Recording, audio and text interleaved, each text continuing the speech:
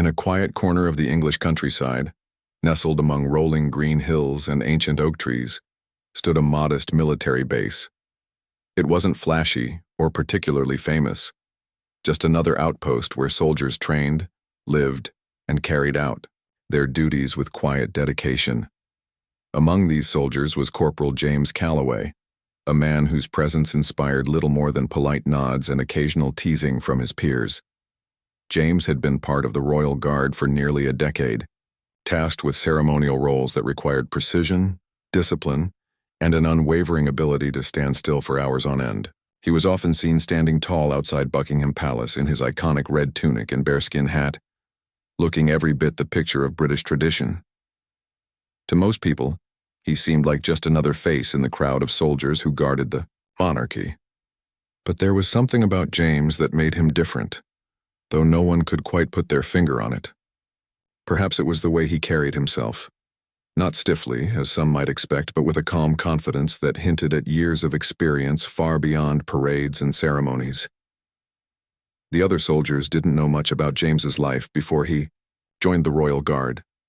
In fact, they didn't know much about him at all. He rarely spoke unless spoken to, preferring instead to keep to himself during downtime. If asked, he'd offer a friendly smile and maybe share a brief story about growing up in the countryside, but nothing too personal. This reserved nature only fueled the jokes and playful ribbing he endured from his comrades. They called him Statue behind his back because of how motionless he remained during guard duty, and they loved to tease him about how his biggest challenge must be avoiding pigeons while standing post.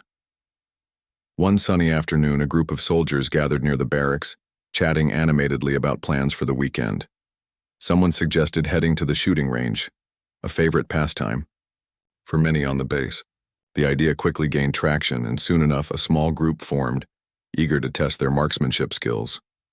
One of the younger recruits turned to James, who happened to be walking by, and said with a grin, "Hey, Calloway, you ever fired a gun, or do you just polish your boots all day?"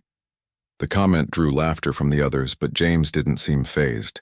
Instead, he gave a slight shrug and replied in his usual soft-spoken tone, "I've handled a rifle or two in my time." His answer was vague enough to leave room for interpretation, which only encouraged more teasing. "Yeah, right," one of them joked. "Bet you couldn't hit the side of a barn if your life depended on it." Another chimed in, "Come on, Calloway, prove us wrong. Show us what those fancy marching drills are good for." Though the banter was lighthearted, there was an underlying assumption that James wouldn't measure up. After all, everyone knew the Royal Guard focused more on appearance and ceremony than combat readiness. Most of the men believed James probably hadn't touched a weapon since basic training, assuming he even paid attention back then. So when James agreed to join them at the range later that afternoon, it came as a mild surprise. Maybe he wanted to shut them up. Or maybe he just didn't want to be left out. Either way, curiosity got the better of the group, and they eagerly awaited the chance to see how Statue would fare. As they arrived at the shooting range, the mood was lively. The air buzzed with chatter and laughter as the soldiers prepared their gear. Targets were set up at varying distances, ranging from easy close-range shots to more challenging long-distance marks. Everyone took turns firing, showing off their skills, or lack thereof. Some struggled to hit the target entirely, while others managed decent clusters of shots. Each round brought cheers, groans, and plenty of trash talk. When it was finally James's turn, the atmosphere shifted slightly. There was a mix of anticipation and skepticism as he stepped up to the line. He picked up one of the standard-issue rifles, examining it briefly before adjusting the sights with practiced ease. The casual observer might have missed the subtle signs of expertise, the way his fingers moved instinctively over the weapon, the precise alignment of his stance. But those paying closer attention noticed something unusual. James didn't hesitate or second-guess himself. He simply raised the rifle, steadied his breathing, and pulled the trigger. The first shot rang out, sharp and clear, echoing across the range. When the target was retrieved, jaws dropped. Dead center, perfectly placed. Murmurs rippled through the group, but someone muttered, "Fluke, let's see him do it again." James obliged, firing 4 more rounds in rapid succession. Each bullet landed precisely where the last one had, creating a tight cluster that left no room for doubt. Silence fell over the range as the soldiers stared at the paper target, now perforated with 5 perfect holes. "Well, I'll be damned," one of them muttered, breaking the stunned silence. Others laughed nervously, unsure whether to believe what they had just witnessed. Okay, another said, trying to lighten the mood. "Maybe you're not completely useless after all, Calloway." But beneath the jokes and forced bravado, a seed of respect began to take root. No one could deny that James had skill, real, undeniable skill.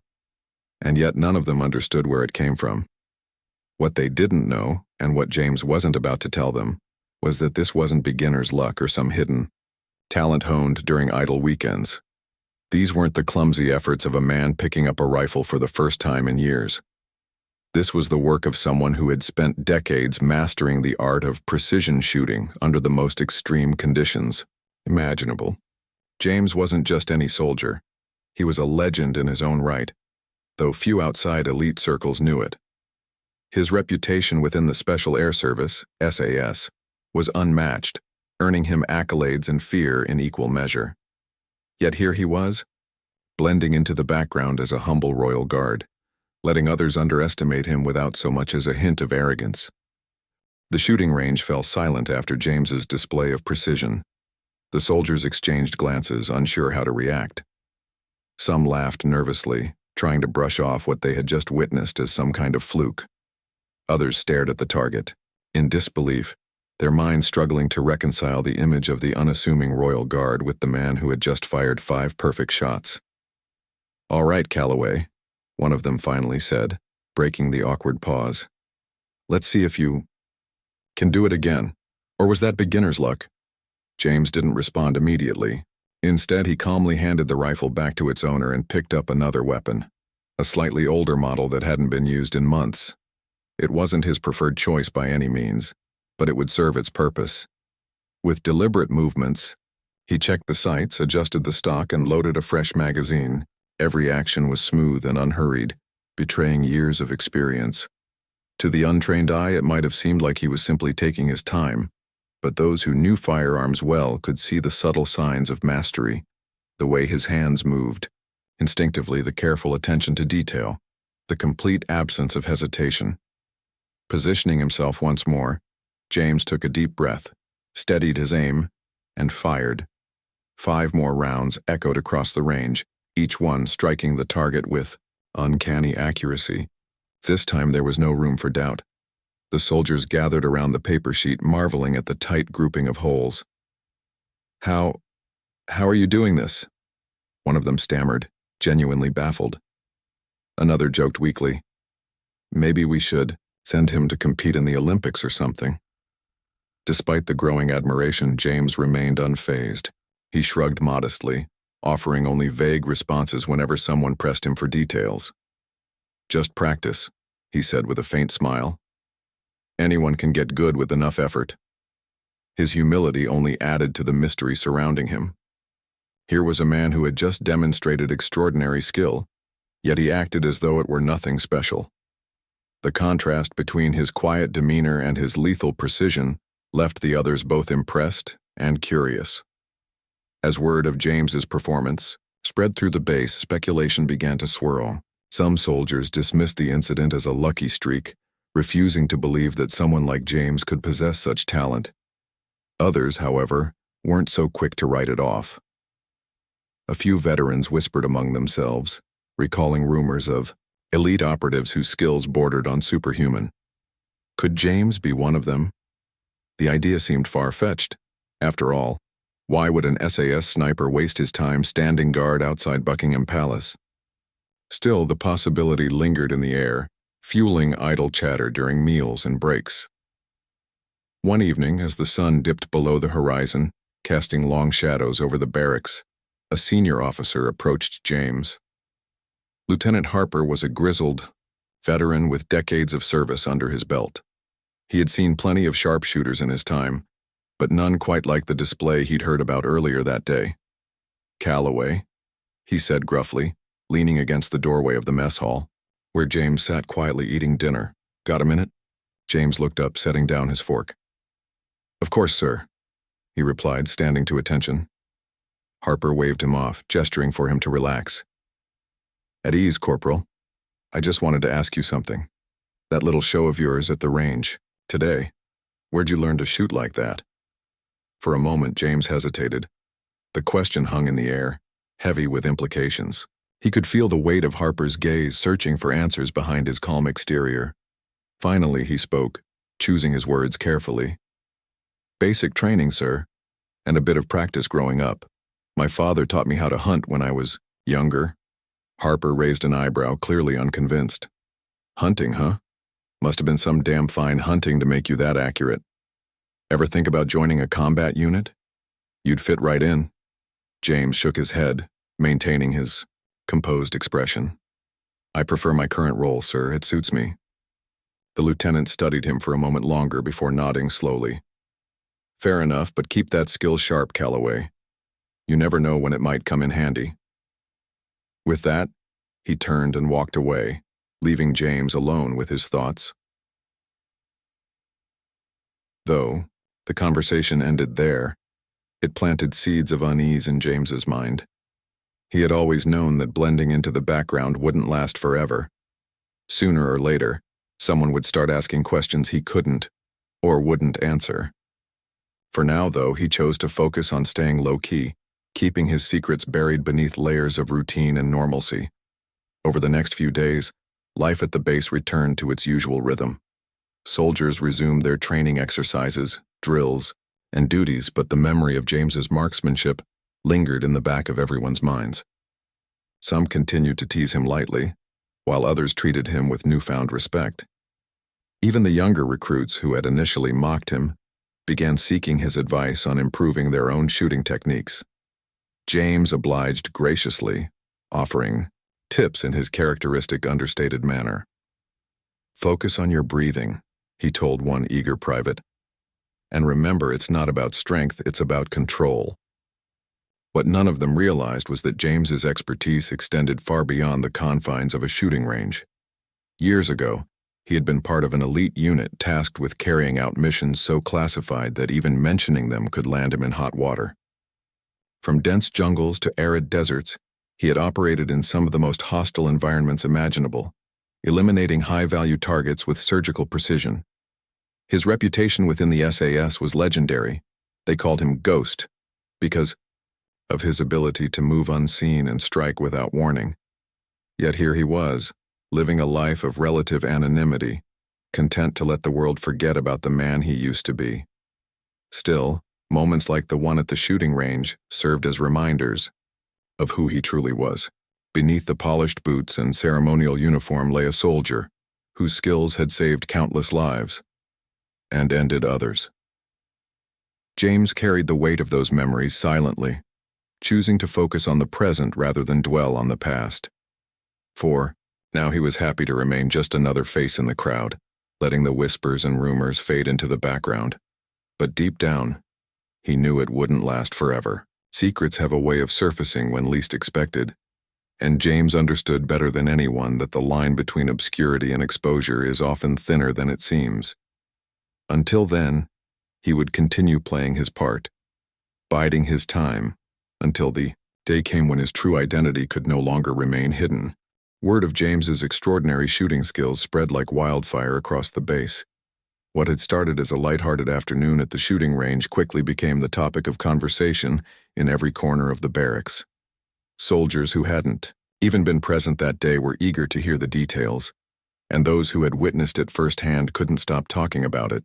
"You should have seen him," one private said animatedly during breakfast, recounting the story for what felt like the 100th time. 5 shots, dead center, like he was born with a rifle in his hands.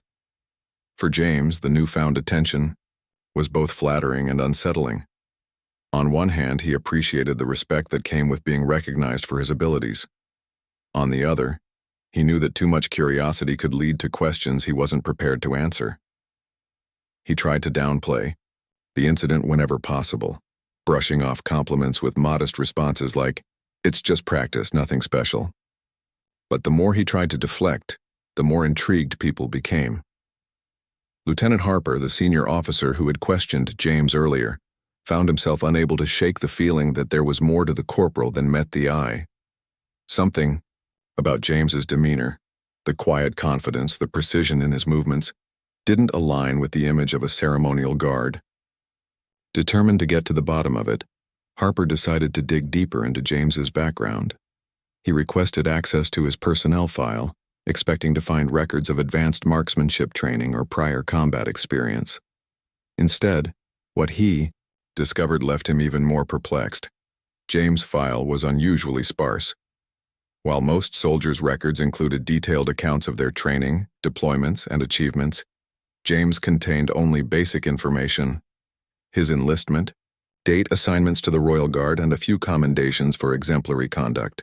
Entire sections of his military history appeared to be redacted, marked with cryptic notes such as classified, authorization required.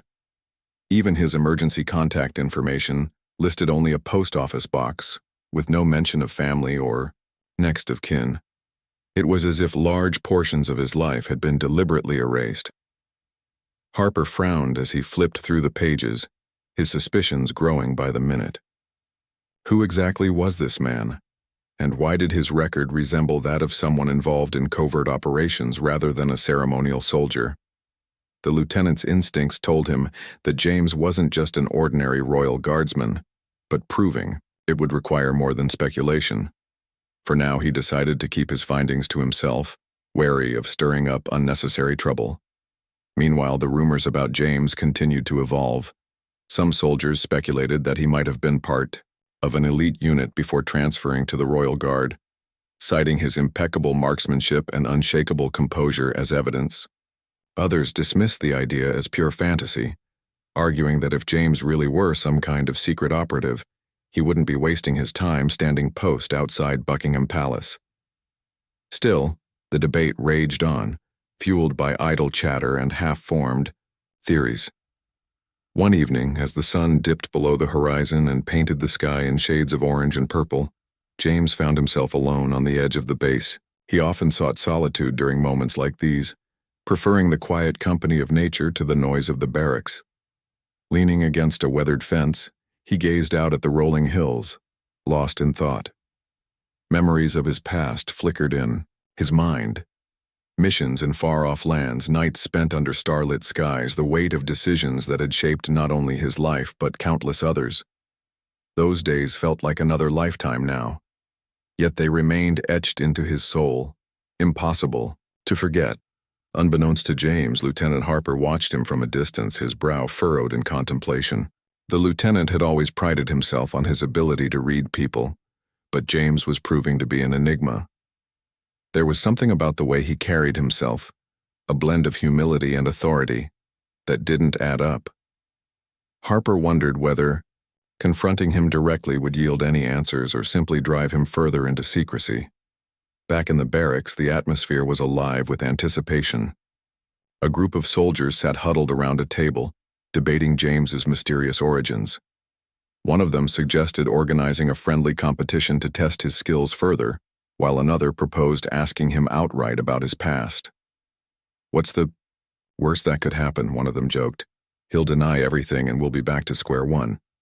As the night wore on, the discussion turned philosophical. Someone mused aloud about how appearances can be deceiving, using James as an example. "Think about it," he said. "We all assumed he was just some stiff royal guard who polished his boots and stood around looking pretty. Turns out he's probably one of the best shooters any of us will ever meet. Makes you wonder what else we don't know about each other." The comment struck a chord with the group, prompting them to reflect on their own preconceptions.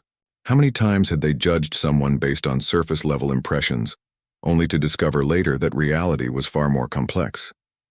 In James's case, the truth seemed tantalizingly close, yet frustratingly out of reach.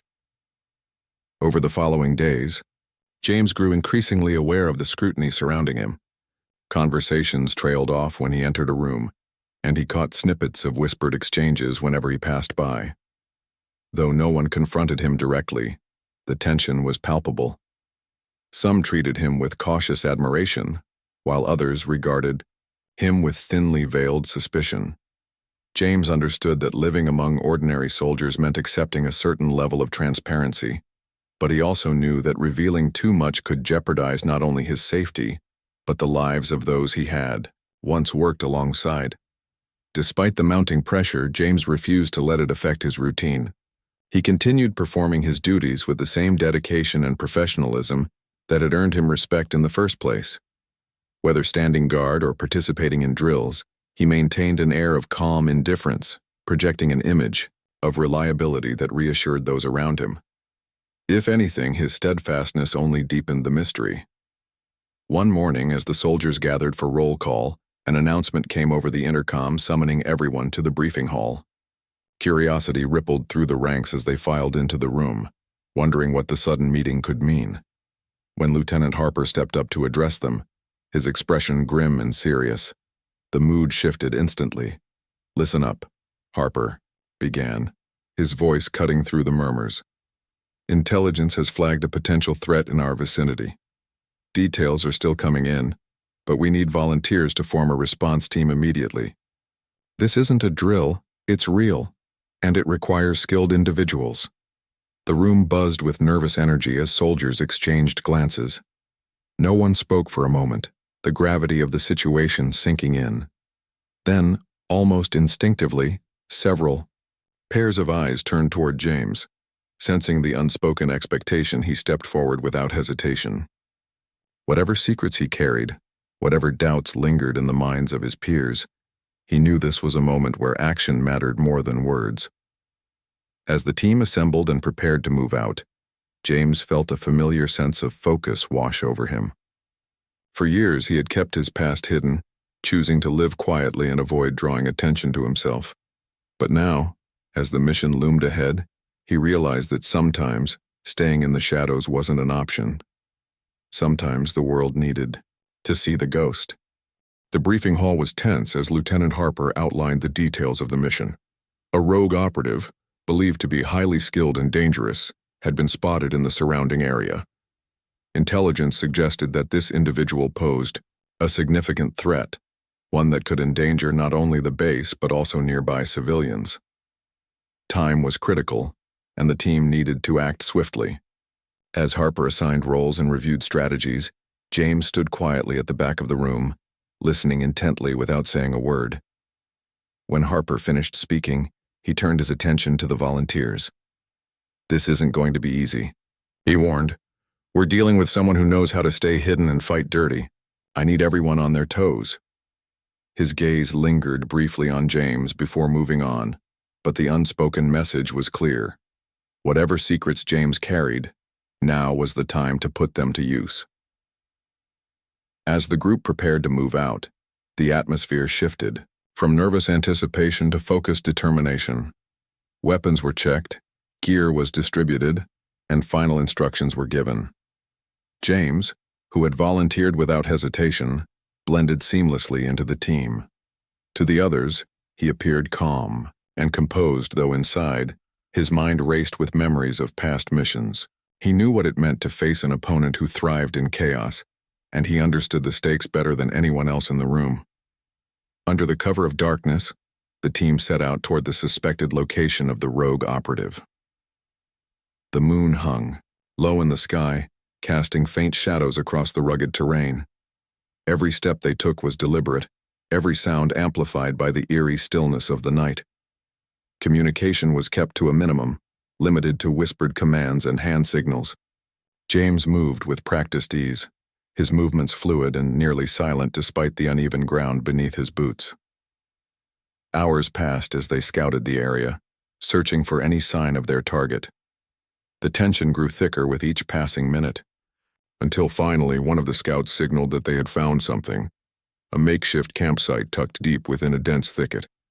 It was clear that whoever had been here hadn't left long ago. Remnants of a fire still smoldered faintly, and footprints led away into the woods. Splitting into smaller groups, the soldiers fanned out to track the operative's movements. James found himself paired with two younger recruits, both visibly nervous but determined to prove themselves. They followed the trail cautiously, their rifles at the ready.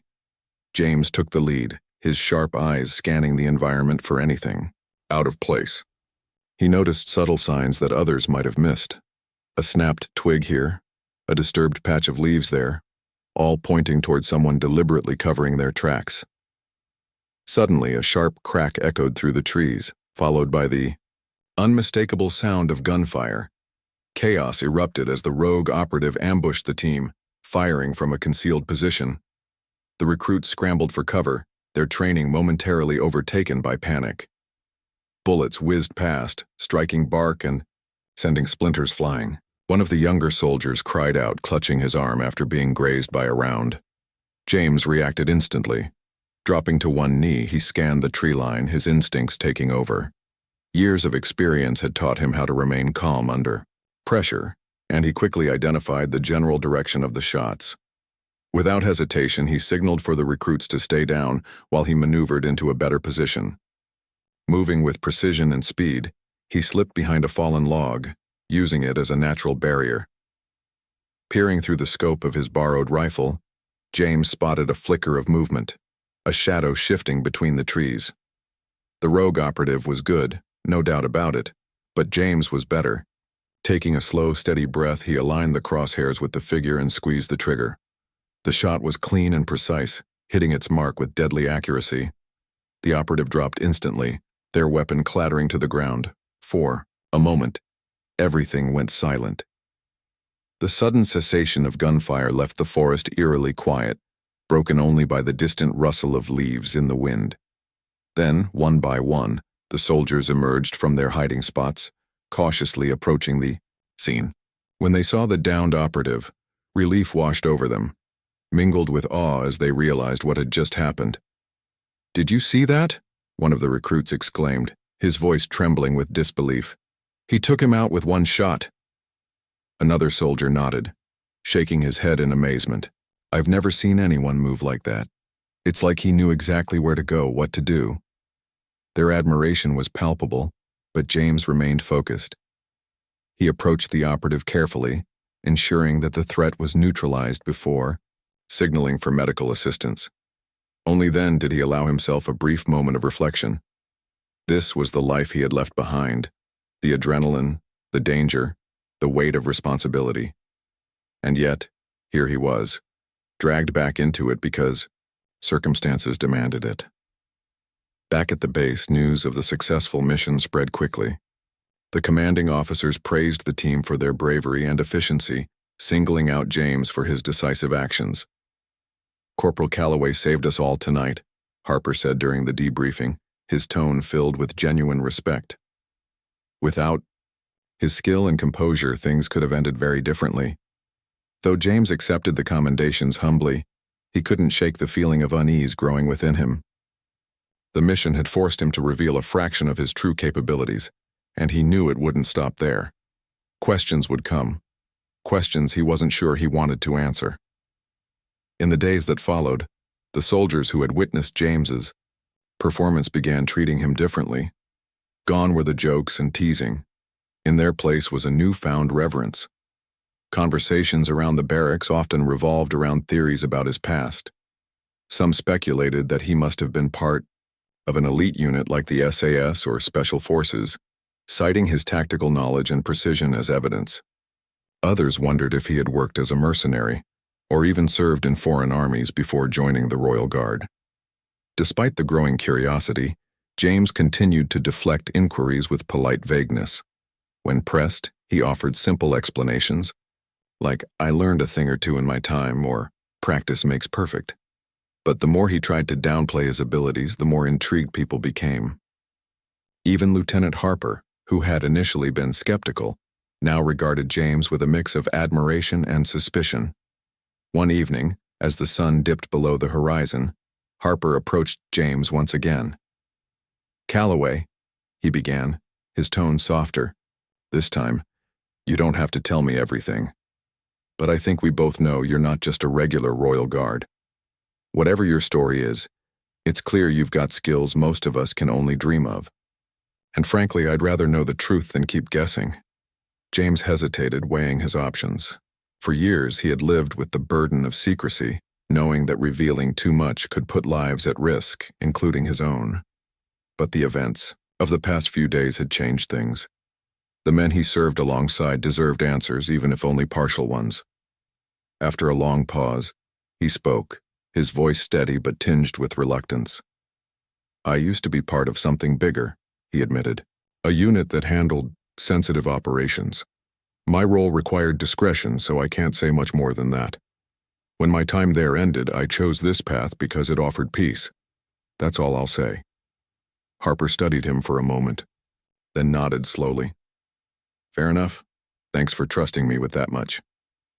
He didn't press further, recognizing that James had already revealed more than he was comfortable with. For the rest of the soldiers, the glimpse into James's past was enough to satisfy their curiosity. For now. They began sharing stories about him, weaving tales of his legendary marksmanship and unshakable calm into the fabric of base lore. To them, he was no longer just Corporal Calloway, the quiet royal guard. He was something more, a man whose quiet strength hid a wealth of untold stories. And while James appreciated the respect he had earned, he couldn't help but feel a pang of nostalgia for the anonymity he had once cherished. The ghost had stepped out of the shadows, if only briefly, and the world was beginning to notice. The aftermath of the mission brought a subtle but undeniable shift to life on the base. James Calloway, once an unassuming figure in the background, had stepped into the spotlight, not because he sought it, but because his actions demanded recognition. The soldiers who had teased him for being all show no substance now walked past him with nods of respect. Conversations around the mess hall and barracks were peppered with references to his incredible marksmanship and composure under pressure. Some called him a hero. Others whispered about the mysterious past that seemed to shroud him like a veil.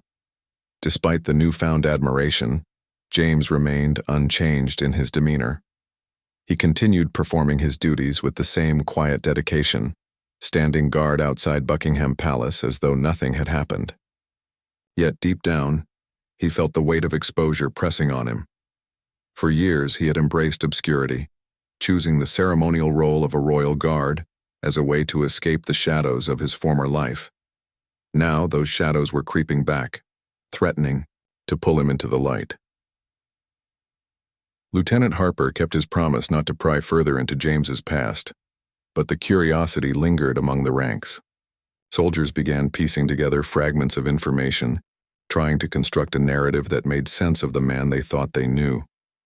Rumors circulated about covert missions in war-torn countries, high-stakes operations carried out under cover of darkness, and targets eliminated with surgical precision.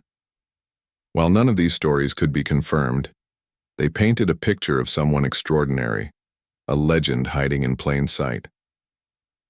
One afternoon, as the sun blazed overhead, a group of younger recruits approached James during a break from training exercises. They were eager to learn from the man whose skills had become the stuff of campfire tales.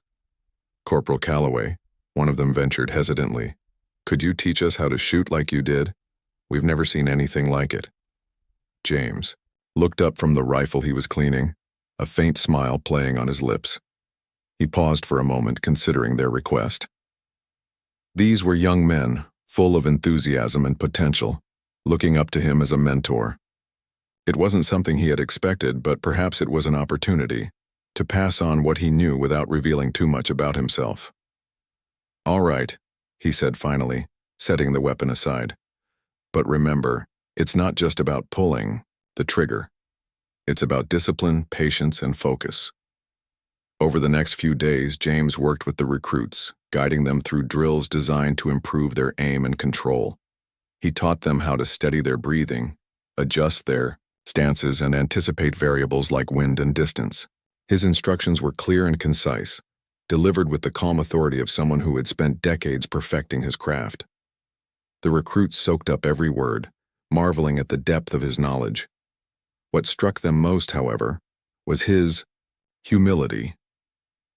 Despite his undeniable skill, James never boasted or acted superior. Instead, he encouraged them to find their own rhythm, reminding them that mastery came from practice rather than innate talent. "You don't have to be the best. he told them one evening as they packed up their gear. Just be better today than you were yesterday. As word of James's mentoring spread, more soldiers sought him out for advice, not just on shooting, but on leadership, decision-making, and staying calm under pressure. To many, he became a source of inspiration, embodying qualities they aspired to develop in themselves. Even Lieutenant Harper, who had initially been suspicious of James, found himself relying on his insights during strategy meetings. "Calloway has a knack for seeing things others miss," Harper remarked to a colleague one day. "It's like he knows exactly where to look and what to prioritize." Despite the growing respect, James couldn't shake the feeling that his secrets were slowly unraveling. Every question asked, every story told, chipped away at the walls he had built around his past. He knew it was inevitable. Secrets, no matter how carefully guarded, always found a way to surface. Still, he chose to face it with grace, trusting that those around him would honor his privacy. One evening, as twilight settled over the base, James sat alone on a bench overlooking the parade ground. The air was crisp, carrying with it the faint scent of freshly cut grass. Behind him, laughter echoed from the barracks, mingling with the distant hum of vehicles and footsteps. It was a peaceful moment, one he had come to cherish during his time as a Royal Guard. Here, surrounded by routine and camaraderie, he had found a semblance of normalcy, a life free from the chaos and danger that had defined his earlier years. A soft cough interrupted his thoughts. Turning, he saw Lieutenant Harper standing a few feet away, holding 2 steaming cups of coffee. "Mind if I join you?" Harper asked, extending one of the cups toward him. James nodded, accepting the gesture with a quiet, "Thank you." They sat in companionable silence for a while, sipping their drinks as the sky darkened. Finally, Harper spoke. "You know, Calloway, I've been thinking. You've done more for this unit than anyone realizes. Not just with your skills, but with the way you carry yourself. You remind us all why we do what we do." James glanced at him, surprised by the sincerity in his voice. "I'm just doing my job, sir," he replied modestly. Harper shook his head. "No, it's more than that. You've earned their trust, their respect. That doesn't happen by accident." He paused, then added, "And whatever your reasons are for keeping your past private, I want you to know, we appreciate you, all of us." The words hung in the air, simple yet profound. James felt a lump rise in his throat, unused to hearing such heartfelt acknowledgement. For so long he had carried the burden of his history alone, believing that sharing it would only complicate matters. But here, in this quiet corner of the world, he realized that people didn't need to know everything to understand his worth. Sometimes actions spoke louder than words. In the weeks that followed, James noticed a change, not just in how others treated him, but in how he viewed himself. He had always seen his transfer to the Royal Guard as a retreat, a way to step away from the violence and uncertainty of his former life. But now, he understood that his presence here served a purpose. By mentoring younger soldiers, offering guidance when needed, and leading by example, he was making a difference in ways he hadn't anticipated. The nickname Ghost still lingered in conversations, but it no longer carried an air of mystery or fear. Instead, it became a symbol of admiration, a reminder of the man who moved silently yet left an indelible mark wherever he went. And while James continued to keep parts of his past hidden, he no longer felt the need to hide who he was in the present. When new recruits arrived at the base, they were often greeted with tales of Corporal Calloway, the Royal Guard who could hit a target dead center from impossible distances, the mentor who taught lessons far beyond marksmanship, and the quiet hero who inspired everyone around him. Some believed the stories were exaggerated, others swore they were true. Either way, the legend of James Calloway lived on, not as a shadowy figure from another time, but as a beacon of strength, humility, and resilience. And so, amidst the pomp and ceremony of his role, James found peace. He had stepped out of the shadows not to reclaim his old identity, but to embrace a new one. In doing so, he reminded those around him, and himself, that even the quietest voices can leave the loudest echoes.